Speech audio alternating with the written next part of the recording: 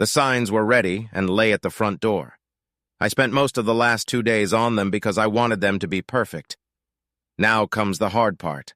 Up the stairs into the master bedroom, rip off the sheets, rip the mattress off the king-size bed and half carry, half down the stairs, down the hallway, out the front door, and onto the front lawn just off the street.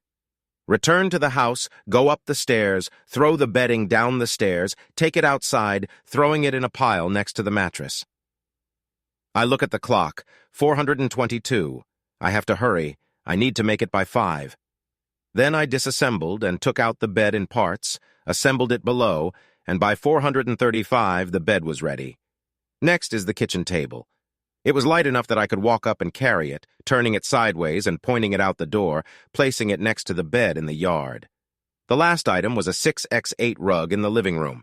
I rolled it up and placed it next to other items in the yard, set up signs and proudly noted that it was only 455.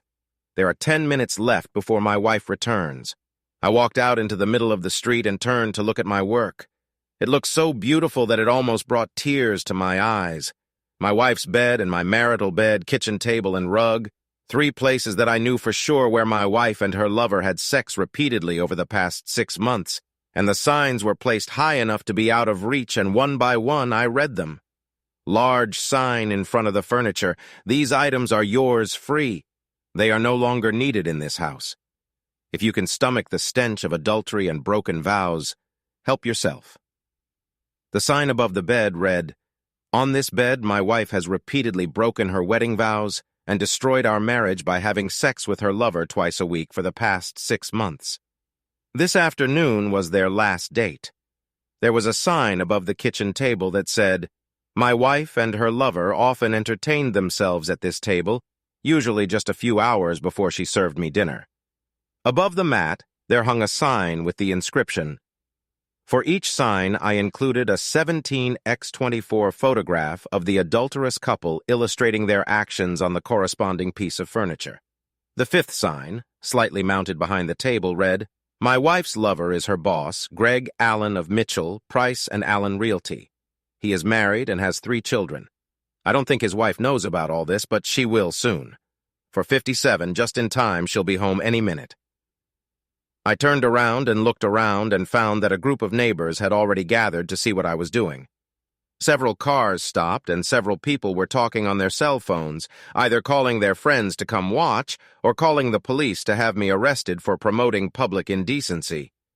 I casually waved to the crowd and entered the house, closing the door behind me. At exactly 5:05 p.m., I saw my wife's car turn the corner at the end of the block and immediately slowed down when she saw all the people gathered outside our house, looking at something on our lawn and talking and laughing among themselves. She slowly drove up to the house we'd shared for the last 10 years and stood in front of it, looking at the furniture and signs in our front yard, paying particular attention, I'm sure, to the large photographs of her and her boss, Greg Allen. Even through her car window and the window of my house, and with all the talking of 40 or 50 people standing around and gawking, I heard her scream, "No! Oh, God, no!"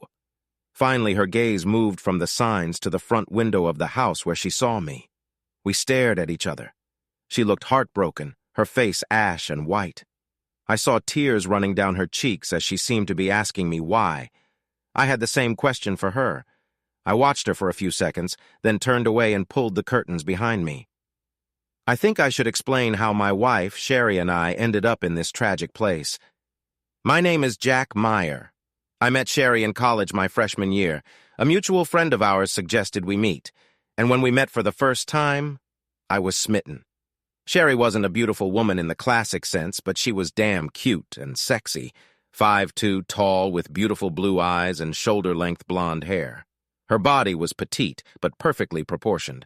Her ample breasts and thin waist captivated me, and although she did not know it at the time, I had made up my mind, and the thought of not winning her never crossed my mind. Sherry and I started dating, and within a few weeks we became a couple.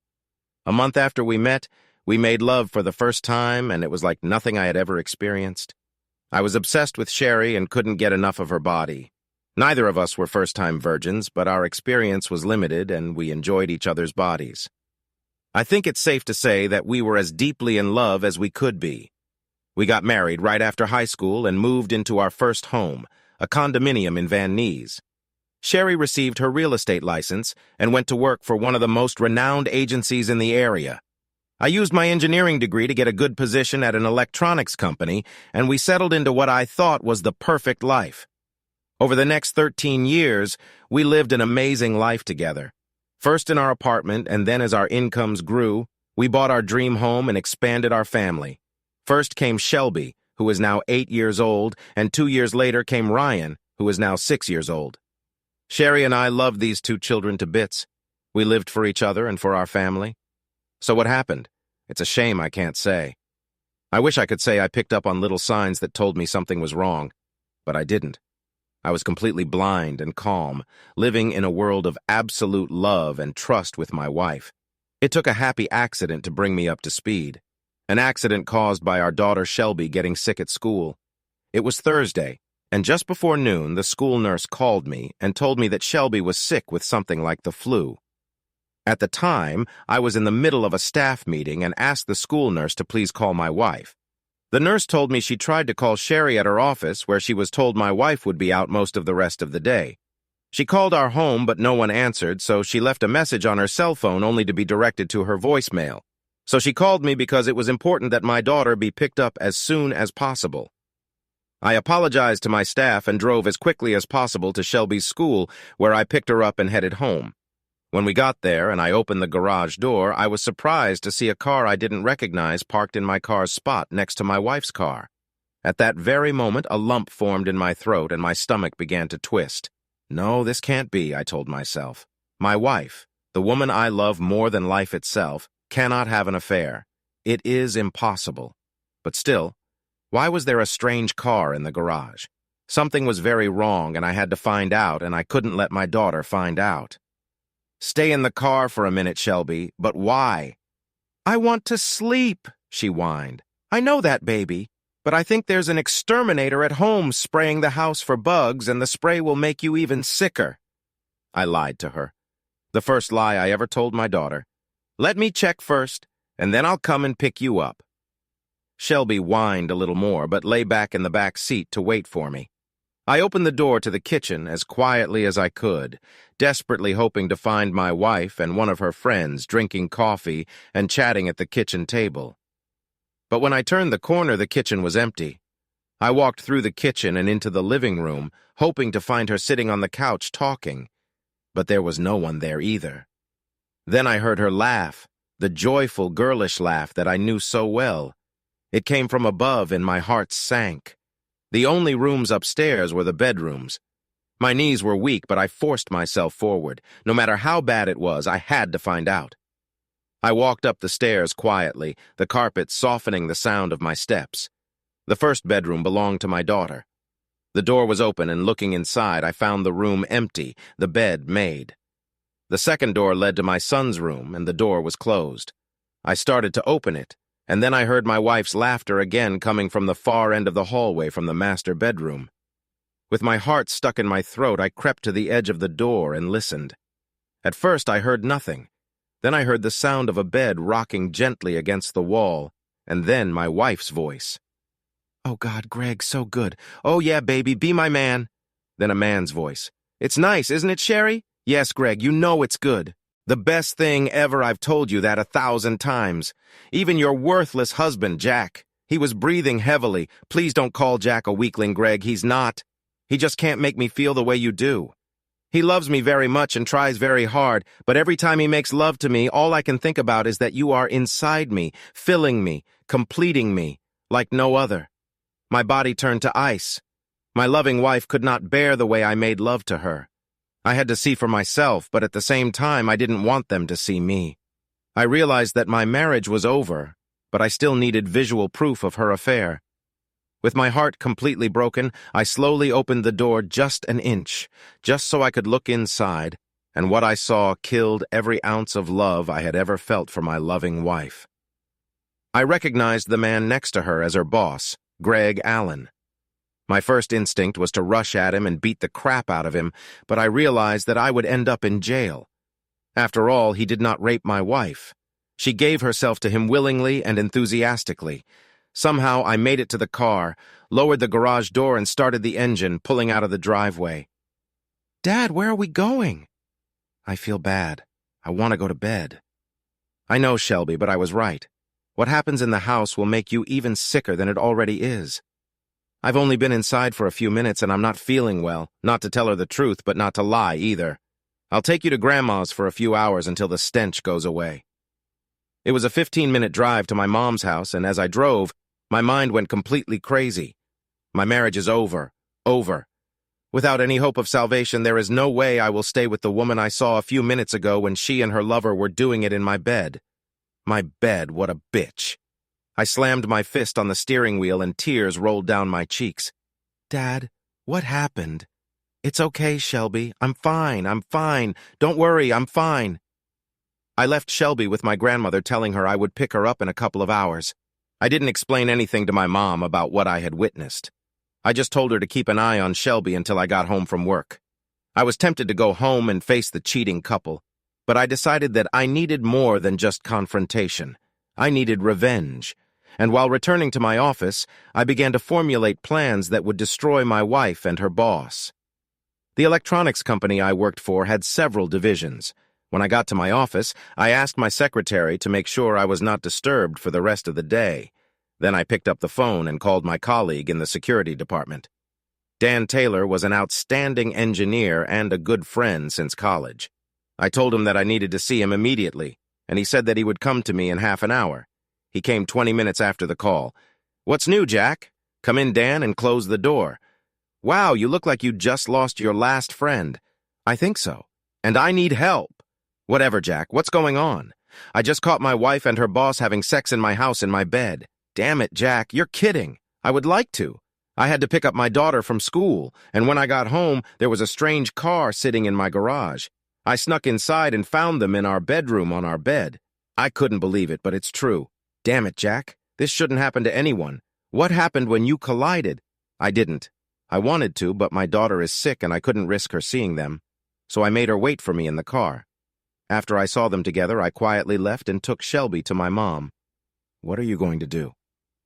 "I'm not entirely sure, but I know I need proof. I need audio and video of them next time they do this. And that's where you come in.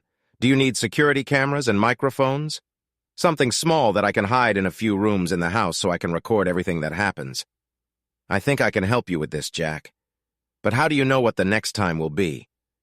Maybe it was a one-time thing when things got out of control." "No chance, Dan. They talked about doing this regularly for the past 6 months. I don't know if they always come to my house, but I bet they do. Hotels leave a paper trail that neither of them can afford, and his wife is home during the day, so it's just my house when I'm at work and the kids are at school." We talked for a few more minutes and then got down to business. Dan said he had access to a new beta line of wireless miniature cameras and microphones that would work with my laptop or home computer. He also had a small voice recorder that I could put under Sherry's car seat to record any conversations she might have while driving. This would only record her side of the conversation, but it was better than nothing. I thanked him and told him I would pick everything up at his office the next day. Coming home that night was the hardest thing I've ever done. I had no idea if I could face my wife and act like nothing had happened. I decided that the best thing I could do was make Sherry think I was feeling bad, which I actually was. I picked up Shelby from my mom, and when I got home, Sherry was in the kitchen cooking dinner. When she saw that Shelby was with me, she went crazy. "Where have you been? And why didn't you call me and tell me Shelby was sick?" "I just got a message from the school nurse on my answering machine. The school tried to call you Sherry, but for some reason you were unavailable. They called your office and were told you weren't there, then they tried your home phone and left a message. They even called your cell phone, but it went to voicemail.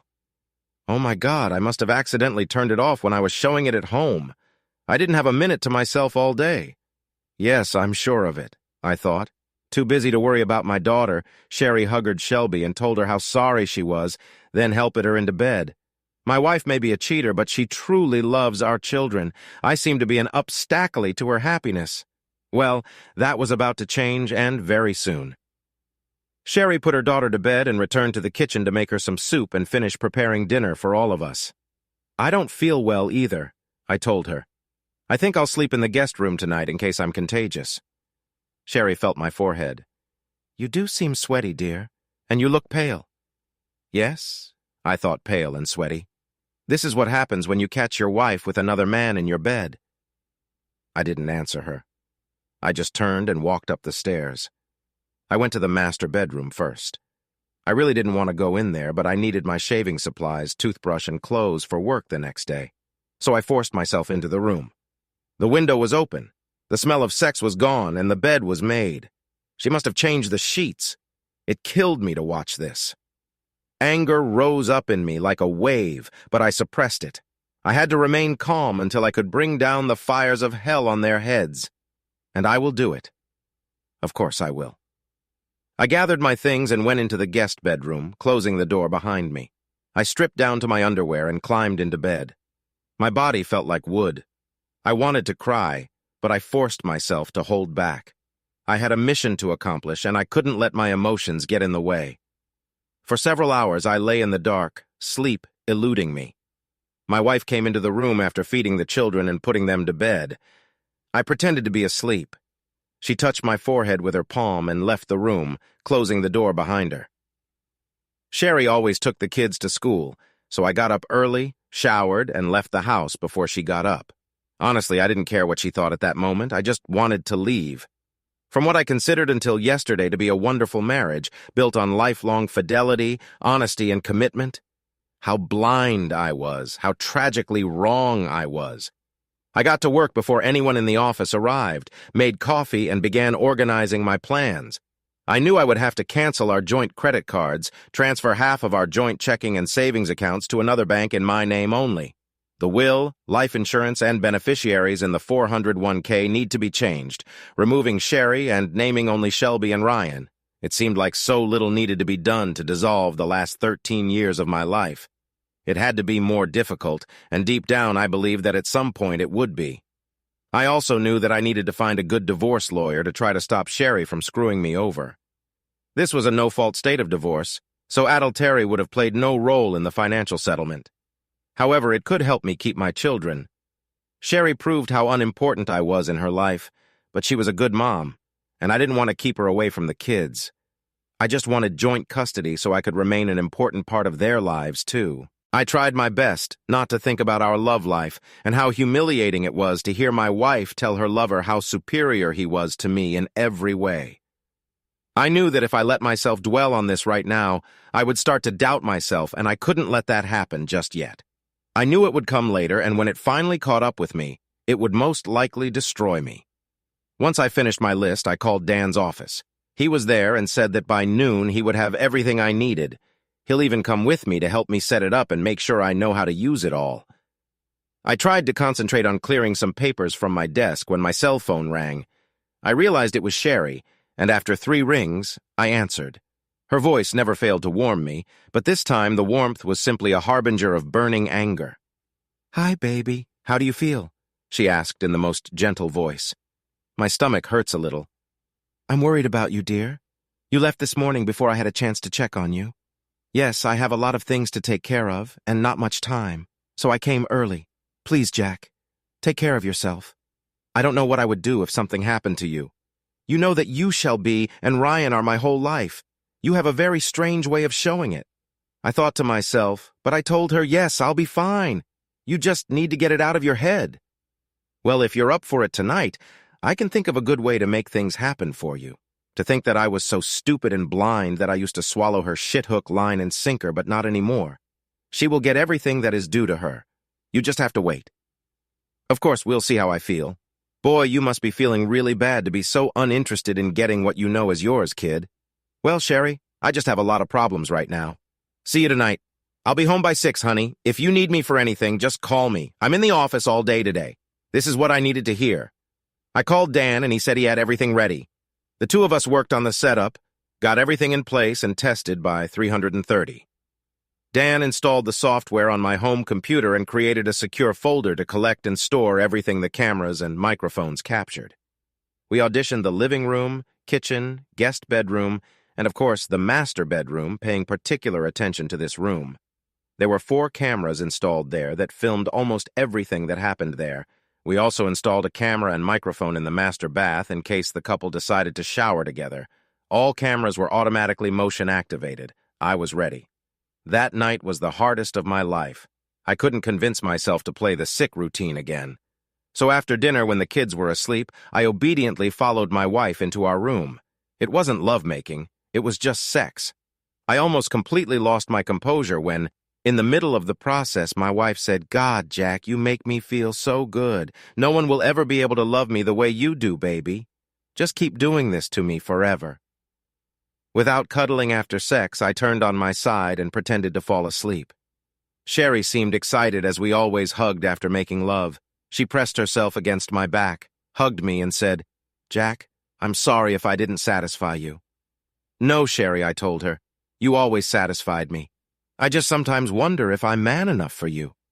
"Jack, why do you say that? You know that you have always been my man. My life will end if anything happens to you. As long as I have you, I won't need anyone else.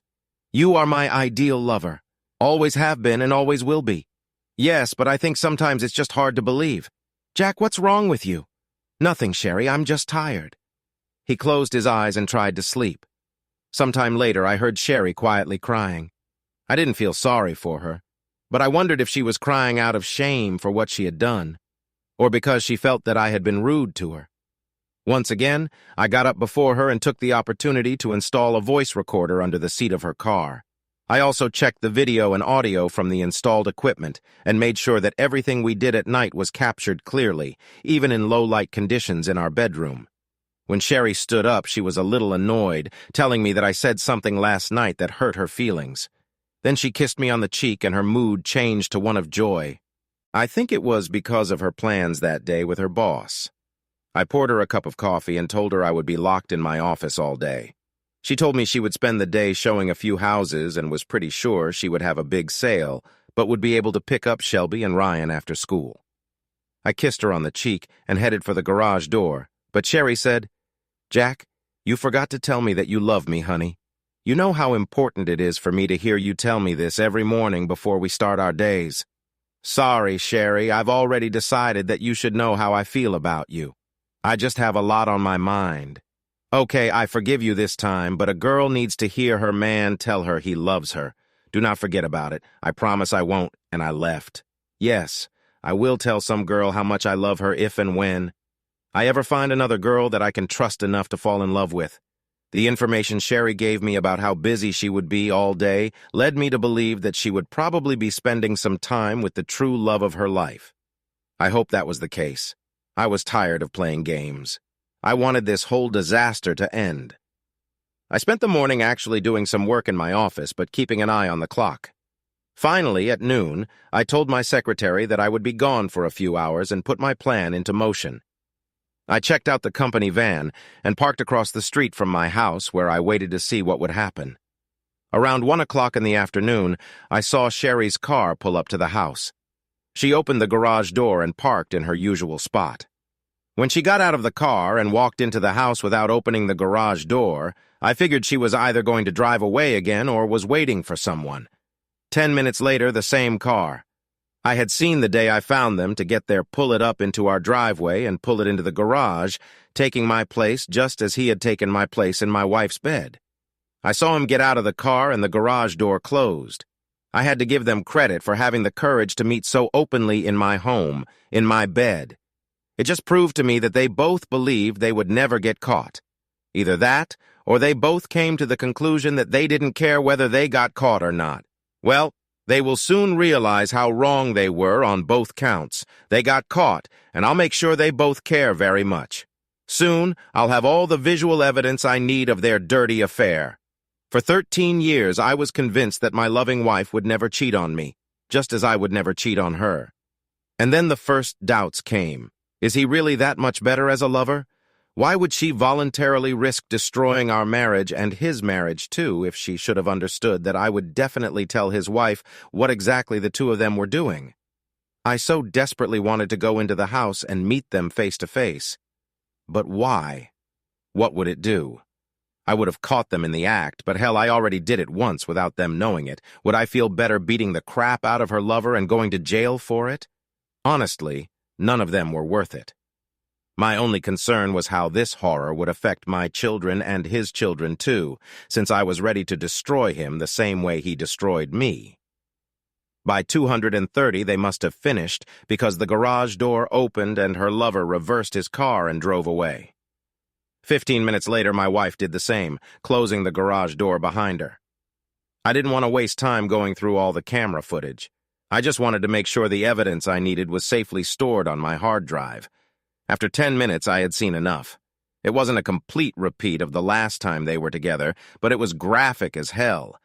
They started on the kitchen table at the place where I ate. They laughed at how many times they had already done this, wondering if I would ever realize that I was eating in the same place where he had slept with her so many times. After that, they moved into our bedroom, but not before her asshole lover suggested doing it in my daughter's room just for a change of scenery.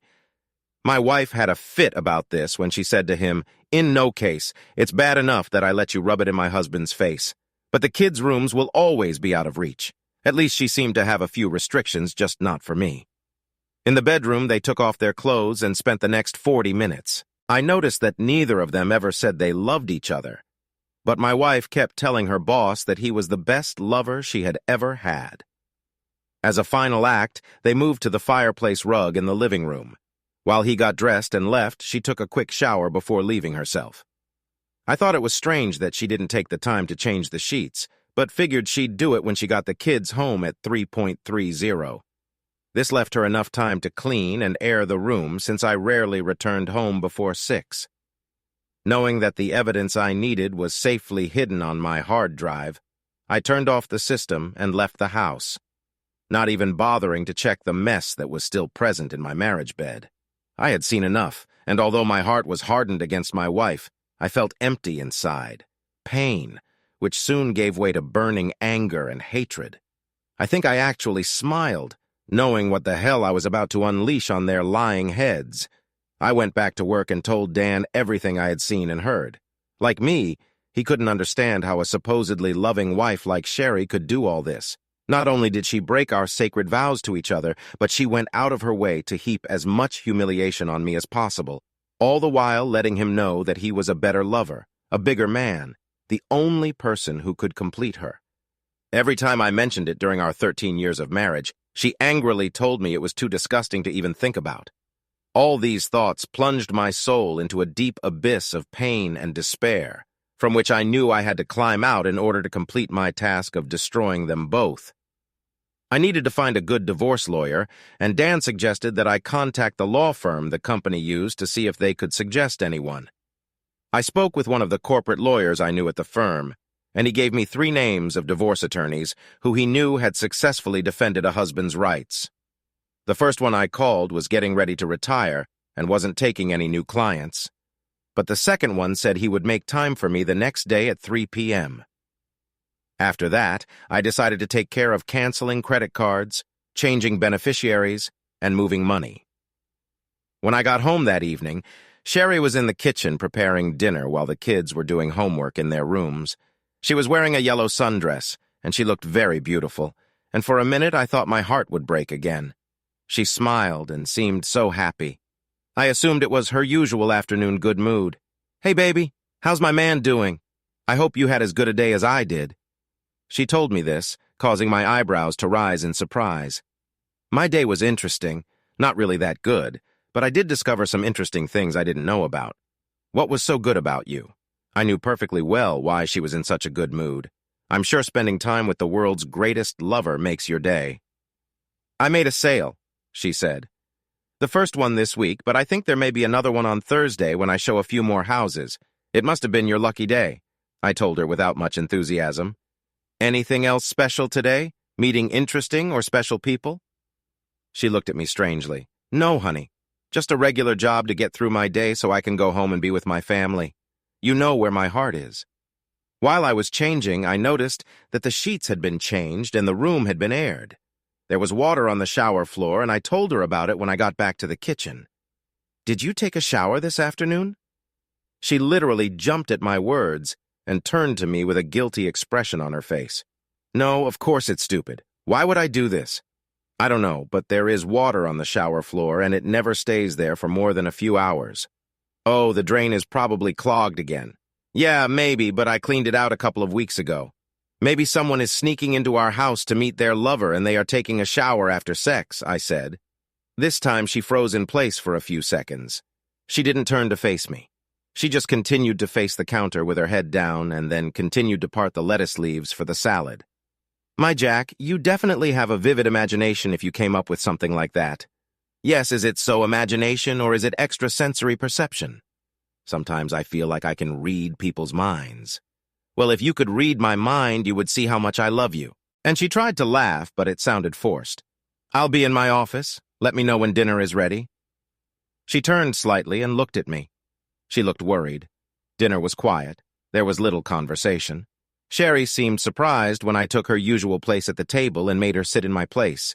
Jack, you always eat at this place at the table. Why change now? Oh, it's just nice to have a change of scenery for a change. Sherry looked at me strangely, and when she sat down, she didn't eat much, just more or less rearranged the food on her plate. During dinner, the kids talked about their day, but Sherry and I mostly just listened, making appropriate comments from time to time. After we all gathered to help wash the dishes, I went back to my office to work on my project. I went through the footage and selected suitable frames that I could turn into photographs, downloaded them so I could make large prints on my Epson T3000. I then carefully chose the wording to accompany the photographs.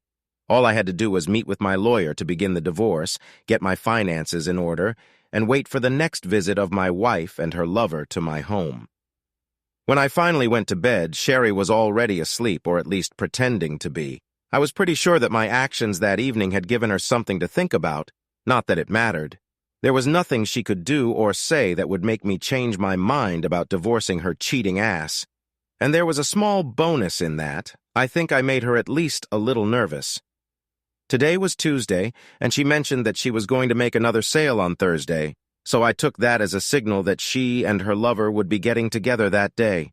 I will destroy them that day. The next morning I was up early again, showered and left before Sherry woke up. I had a lot to do. My appointment with the lawyer was only scheduled for 3 hours, so I had plenty of time to take care of all the financial matters. My first stop was the HR department, where I changed the life insurance and 401k beneficiary from Sherry to Shelby and Ryan. I received a few strange looks from the woman who helped me, but I didn't feel like I owed her or anyone else an explanation for my actions. My next step was to cancel all of our joint credit cards and get a new one in my name only. Then it was time to go to the bank, where I transferred half the money from our joint checking and savings accounts to another bank in my name. I knew I had to do something about our house, but I was confident that the court would allow Sherry to stay there with the children, so I put off any action on that front until I had a chance to consult with my lawyer. At 3, I met with my lawyer and found him to be a fairly nice guy. He warned me that I could expect her to get custody of Shelby and Ryan, and I would give the house and half of everything else to my wife, even if I had proof of her infidelity. I told him I wanted him to write a request, and when he told me that I would never get away with taking almost everything from her, I told him not to worry. I was pretty sure I could convince her to agree to anything I wanted. He was not happy, but gave in to my demands, saying that everything would be ready for her to be served on Friday morning. I also asked him to prepare documents to file a lawsuit against her boss and the company he co-owned for deliberately destroying my marriage. These papers also had to be ready by Friday morning. I was ready. When I got home that evening, I was cold toward Sherry. Honestly, I had it all already, and I just wanted it to end so I could move on with my life. I knew there was still a lot of pain and sorrow ahead, but I knew there was no turning back, and either way I would finally share the pain and suffering with my wife and her lover. After a quiet dinner with some conversation, I retreated to my man cave, printed out the photos of the lovers I was going to use, and printed out the captions, doing everything without interruption. I also had time to write a letter to Greg Allen's wife, enclosing some prints of the large photographs I used on the posters, and pointing out that I had plenty of video to supply her in case she decided to divorce her husband. Shortly after 11, I went into our bedroom to make sure Sherry was asleep, then went to her car, took the recorder out from under the seat, rewound it, and listened to what was on it. I only heard one side of the conversations, and there seemed to be a few actual business calls, but there was one to Greg. "Hello, darling. Thank you again for this day. Me too. I always miss you after we were together. Yes. Oh God, would a whole week together be heaven? Yes, maybe we can soon. We can host a must-attend real estate convention. Laughter. Yeah, baby, we're meeting on Thursday afternoon. I can't wait either. Bye, baby."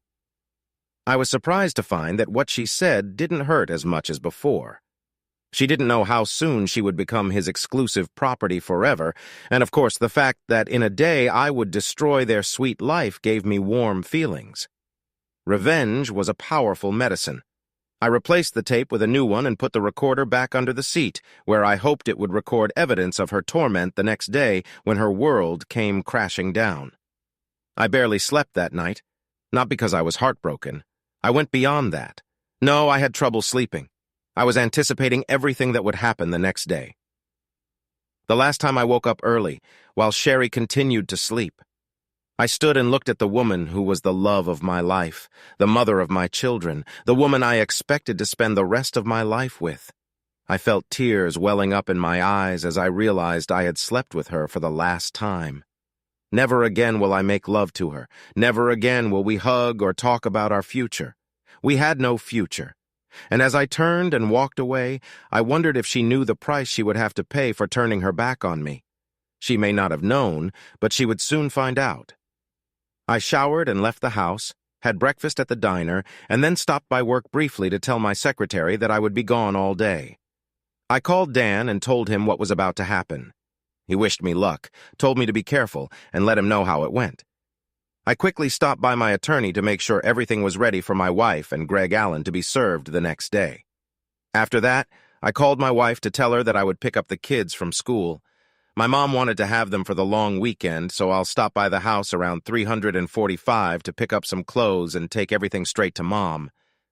My wife thought it was wonderful, and in her sexiest voice told me that on Saturday we would have time to spend the day in bed. Of course, I told her and hung up. I got to the point where I just couldn't listen to her bullshit. I was in no hurry to return home. By 12:30, I was parked around the corner waiting for the rally to begin. My car was mostly hidden from view, but I could see any car that pulled into my driveway. I didn't need to see the garage door go up and down. My wife and lover were predictable, to say the least, and I was aware of their routine. At 12:50 p.m., I saw Sherry's car pull into the driveway, followed 5 minutes later by Greg Allen's car. I should have felt pain knowing that my wife and her boss had sex in my marital bed while I sat around the corner waiting for them to finish, but it stopped hurting me. I couldn't believe how calm I was as I imagined all the things I knew they did together. It was almost like a memory of a cheap movie with little plot, but an amazing ending. At 10 minutes to 3, I saw as Hole Allen's car pull out of the driveway and drive away. 10 minutes later, Sherry followed him. As soon as they left, I drove into the garage and closed the door. I had work to do and not much time to finish it. I went to my office and checked the recording of the afternoon session. It was all there, but this time there was a difference. This time I didn't care. Once I was sure the footage was safely downloaded to my hard drive, I spent the next 2 minutes carrying all my pornographic photo signs I had made up the stairs, placing them by the front door where they would be handy. Then I packed a toothbrush and some clouts for Shelby and Ryan and put them in my car. My only regret was how much pain I was going to cause to the 2 children I loved more than anything in the world. I was consoled by the fact that I did not cause them the pain that they would soon feel when they realized that their mother and father were no longer together. No, all responsibility lay firmly on the head of their mother. It was she who decided to start a long affair and completely destroy her family. I drove to school at 315 and picked them up as the final bell rang. I told them they were going to spend the weekend with Grandma, and since she always spoiled them terribly, they were delighted. 45 minutes later, I dropped them off and returned home where I put my plan into action, and this brings us back to where we started. A bed, a table, and a rug on the lawn with all the signs. The neighbors are watching, and Sherry comes home horrified to learn the truth that I know everything. I didn't hear anything from Sherry that evening, although I thought I would. The police visited me an hour after Sherry left. They sympathized with me but said that I had to remove the signs and photographs, otherwise they would have to punish me for disturbing the peace and obscenity. I took them off. They did what I wanted them to do. My wife saw them, and from the look on her face, I realized that her life had begun to go to hell. I woke up Friday morning with a world-class hangover, but despite it, I felt strong. Yes, I was sad and lonely, but I knew that I had the strength to bury my anger and hatred long enough to take revenge on my unfaithful wife and her idiotic lover. Around noon, I pulled back the curtains on the window and saw that the carpet, kitchen table, and bed were gone. All that was left was the mattress and the sex-stained sheets. I'll drag them away or burn them later, I thought. The rest of the morning passed without incident, but by 3 o'clock in the afternoon, all hell broke loose. I was confident that Greg Adams' wife had received the letter and photographs that morning, and my lawyer called me to let me know that both Sherry and Greg Adams and his associates had been served at work.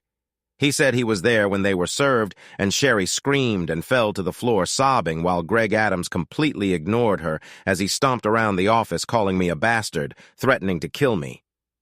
However, his partners locked themselves behind closed doors for 15 minutes before returning to hand Sherry her final check and tell her that her services were no longer required. They also presented Greg with a check for his share of the partnership.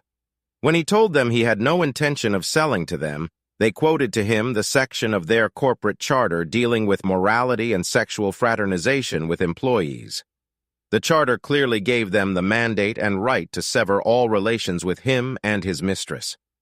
At the same time, the receptionist at the front desk told him that his wife was calling on the phone and demanding to speak with him. She received the letter and photographs and wanted to tell him not to worry about returning home and let him know that she would file for divorce the next day. I later learned from the husband of one of the women who worked at the agency that after he was escorted out of the building, everyone turned their backs on my soon-to-be ex-wife, and she lay on the floor for a good 30 minutes, sobbing and moaning. At one point, she apparently pulled herself together enough to leave the building, but no one was sure where she went. The next day, Sherry finally called me. Her voice sounded terrible. She wanted to know where the children were and did they know. I told her that they were safe with my mother, that they did not know and would not hear any dirty details from me. She thanked me for that and then asked if she could come in and pick up some of her things, and of course I told her she could. All she had to do was tell me when, and I would be gone for a few hours while she got what she needed. She wanted to know if I could stay and talk to her, and I told her that I really had nothing to say to her, which made her start crying again. You know, I'm very sorry. She said you need to know how sorry I am, Jack, and that I never meant to hurt you. I couldn't help it. I actually started laughing. How the hell could you tell me that you felt sorry for Sherry and you never meant to hurt me? What do you think I'll do when I find out? Congratulate you both. I didn't want you to find out. I love you, Jack. I've never loved anyone but you. I don't think you really believe this, Sherry. How can you? After you told your lover how much better he made you feel than I ever could. How he was the only man who could complete you. Jack, I never said such things. How could you think that I would ever say such things to him? Because I have tapes of you saying it all to him, Sherry. Every word, every shame you tried to put on my head in front of him. Every demeaning thing you could ever say about any man that you told your lover about me, your husband. I have nothing to say to you, Sherry, and there is nothing you can say to me that would make the slightest difference in how I feel about you. I love you, Jack. You have to believe that I have always loved you, only you. I don't know what made me say all this to Greg. You have to believe I didn't mean anything like that. I was just trying to boost his ego because he always told me how his wife always put him down. So let me clear things up. You constantly brought me down in front of him, belittling me and my pathetic attempts at love-making so you could stroke his ego and strengthen it because you felt sorry for him. Is this your story? You felt bad that his wife humiliated him. So you not only humiliated me, but you also had sex with him in every possible way for the last 6 months just to make him feel better. Yes, Jack, I never wanted to hurt you. I didn't mean anything like that. If you didn't mean anything like that, then why did you do it? I'm surprised it took me this long to see how pathetic you are, how ashamed I am for my blind stupidity. I don't love him, Jack. I love you. Please, Jack. If you can find it in your heart to give me a chance to make things right, I will give you all of me. You have to believe it. I made a mistake, but this cannot be the end of us. Let me show you. Please, Jack. Please don't leave me. Sorry, Sherry, I don't love you, and I didn't leave you. You left me. The things you did to him and the vile, demeaning things you said about me over and over again for over 6 months prove that you don't love me. You cannot love someone and wish them such pain, harm, and humiliation. I think you're disgusting, Sherry. Evil and disgusting, and I can't wait for you to get out of my life. The only reason I'll ever have anything to do with you is because of the kids. Remember them, Shelby and Ryan, the children we created when we were still a family? I want to spare them as much pain as possible, but I don't want to spare you any of it. What I really want is for you to feel all the pain you caused me. You and your lover Greg both deserve this, and I want you to feel it. Why did you tell his wife about this, Jack? It wasn't fair. It's not fair. Are you completely crazy, Sherry? What you did to me and our children is unfair. What the hell do you think I told her? Number 1, he destroyed my family by having sex with my wife over and over again. Number 2, he took over the only body on this earth that I thought was mine, and he made her tell him how wonderful he was and what a pathetic failure I was.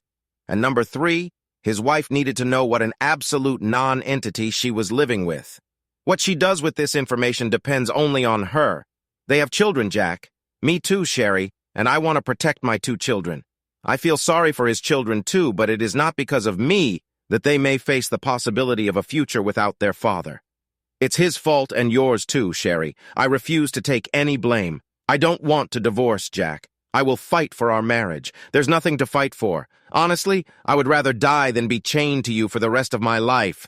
I know you love me, Jack. You can't just turn it off because of one such incident. My God, you are delirious, completely out of your mind. Have you read the divorce petition that was filed with you? No, why on earth? If you just listen to recent and let me make amends, there won't be any divorce. If you can't do it for me, at least do it for Shelby and Ryan. They need a mother and father, Jack. They will always have a mother and father. We just won't be married or live in the same house together. If you had bothered to read the petition, you would have seen that as long as you agreed to joint custody of our children, you can stay in the house and have half of all our worldly goods. What is not in the petition, but what I am telling you now, is that if you do not sign and agree to the more than favorable terms that I am offering, I will share videos of you 2 with every person you have ever known, including your parents, sister, and her children, and every other person I can think of. You won't do this, Jack. You can't hate me that much. Oh, that's where you're wrong, Sherry. I hate and nothing on earth will stop me. Fight me and I will ruin your life forever. And yes, Sherry, I can hate you that much. Please, Jack, don't do this. Sign the divorce paper, Sherry. Please, Jack, let me make it up to you. No, sign the paper, Sherry. Oh, God, please, sign the paper, Sherry. And I hung up. Sherry signed the papers, and the divorce was final in 6 months. She lives with Shelby and Ryan in the house we once shared, and I live in a condo a few blocks away. We are in the same school district, so there were few interruptions in the children's schedule, although the pain of the divorce was felt by both of them. Shelby told me that their mother admitted that she had made a big mistake, and our marriage could not survive, but we both assured the children that we would always be there for them. I have no idea what Sherry told her parents and sister about the breakup, but since they're talking to me, I don't think she told them it was my fault. As for my mother, it was just something that neither Sherry nor I could pass up. I had one last chance to pick up the recorder from Sherry's car, and the voice track was memorable. On the way home, she called Greg and thanked him again for the wonderful day, but said she thought I might be suspicious and suggested we put it off for a couple of weeks until she was sure the coast was clear. Then, arriving at the house, she was confused, wondering what all these people were doing, standing on the street and looking at our yard. Then, when she saw the signs and photographs and realized what I had done, her screams almost broke the recorder. When she left, she cried and said, "What did you do, Jack? What did you do?" And then, I think reality hit her like a bucket of ice water, and her story changed too. Oh, God, what did I do? No, God, please, what have I done? Please, God, make this all go away. She managed to call her lover, and when he answered, she screamed. He knows, Greg. Jack knows everything about us, and then I just cried for a very long time. It's been over a year since the fires of hell washed over us all, and I'm slowly starting to put the pieces back together. I'm not dating yet, and most likely won't be dating for a while. The thought of repeating what I just experienced makes me very wary of another serious relationship. Shelby told me that her mom went on a date once, but came home crying, and as far as she knew, never dated again. Sherry found a job as a secretary in a retirement village. I never found out if she's still in touch with Greg Allen, and I don't care. Greg Allen and his wife got divorced, and he couldn't find a job. You see, even though I didn't send videos of their fun to anyone Sherry knew, I wasn't that kind to Greg. It seems that many companies are terrified of hiring someone who has a reputation for seducing married women and ruining their marriages. Sure, I blurred Sherry's face in the video, but I left all the audio intact. I recently heard that Greg's ex-wife is dating a nice guy, a police officer, and it looks like it's getting serious. Good for her. Oh, by the way, about Greg's former company. To avoid bad publicity, they made a generous offer not to sue them. I agreed, and as far as I understand, all this is behind us. Now I am only interested in my children and their future. Maybe one day my future will become important to me, too. Subscribe to our channel so that your second chaff doesn't cheat on you, and go ahead and listen to the next story, because this story is nothing compared to the next one. If you're under 18, don't even think about listening to the next one.